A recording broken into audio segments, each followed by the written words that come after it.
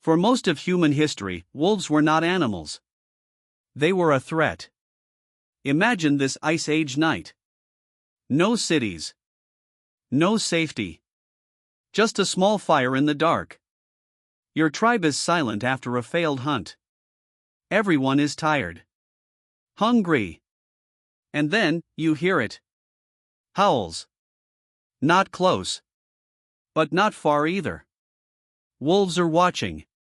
They don't attack immediately. They don't need to. They are patient.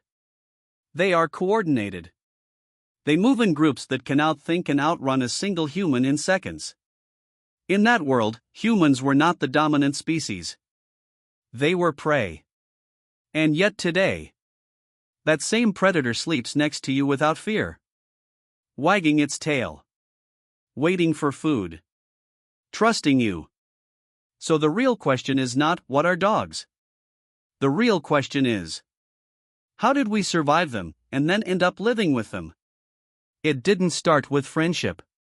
It started with garbage. Ice Age humans were hunter-gatherers. Life was brutal. Most hunts failed. Food was never stable. But one thing always existed near human camps. Leftovers. Bones. Meat scraps. Skin. Waste from hunted animals. To humans, it was nothing. To wolves, it was survival. At first, wolves kept their distance. Because humans were dangerous. One wrong step near firelight meant death. But nature doesn't work with all or nothing. Among thousands of wolves, some were slightly different. Less aggressive. Less fearful. More curious. And those small differences changed everything. Because those wolves took a risk. They came closer. Not to attack, but to observe. And they discovered something powerful. Humans leave food behind every single day. Now a silent selection process began. The aggressive wolves that rushed in? Killed. The overly fearful wolves? Starved far away. But the calm, tolerant wolves? They survived. Better food. Less risk. Easy survival. Over generations, this created a completely new type of wolf, one that didn't behave like a pure predator anymore. But something even more interesting happened. Humans started benefiting too. Wolves are not just hunters. They are living radar systems. They hear what humans cannot hear. They smell what humans cannot smell. They detect movement in complete darkness. So a wolf near a camp became something more than a scavenger. It became an early warning system. Danger near camp? They react first. Strangers approaching? They sense it first. Animals nearby? They track it first. Without any agreement. Two enemies slowly became partners. Not because they trusted each other, but because both were gaining something too valuable to ignore. Food for one. Survival intelligence for the other. And this fragile balance became the beginning of something no one on Earth had ever seen before. A predator slowly turning into a companion. Thousands of years passed. And the wolves near human camps were no longer wolves. Not fully. They were changing faster than any animal had ever changed before. Not because of nature. Not because of the wild. Because of us. The ones that survived were not the strongest. They were the calmest. The most readable. The most human-like in their emotions. And slowly, these traits stopped being accidents. They became permanent. This was no longer a wolf population living near humans. This was a new species. Dogs. And here's what makes this almost impossible to believe. Dogs existed before civilization. Before farming. Before writing. Before cities. Before metal tools. They walked beside us before history even had a name.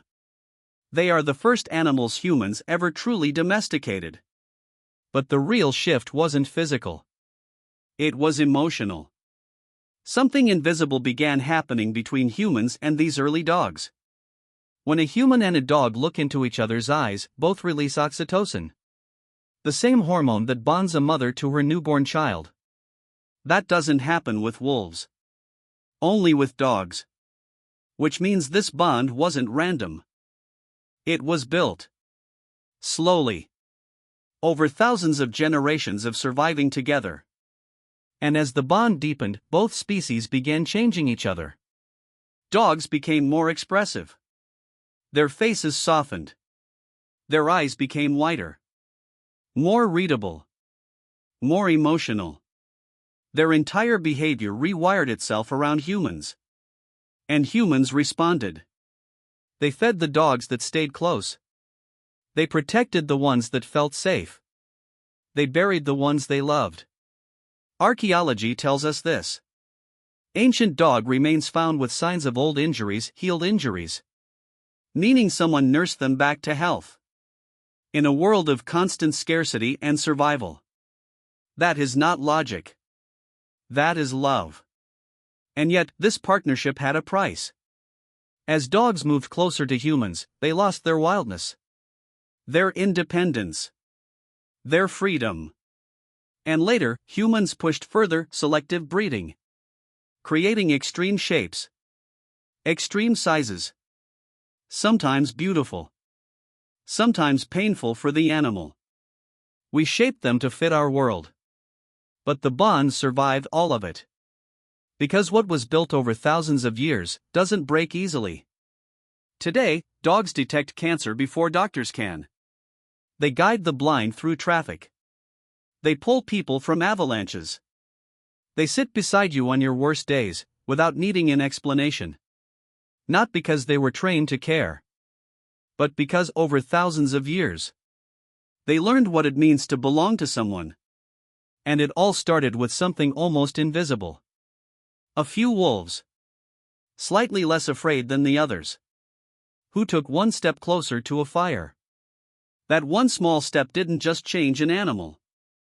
It changed what it means to not be alone. The most dangerous predator on Earth chose us. And somewhere along the way, we chose them back. Maybe that's the most human thing we've ever done.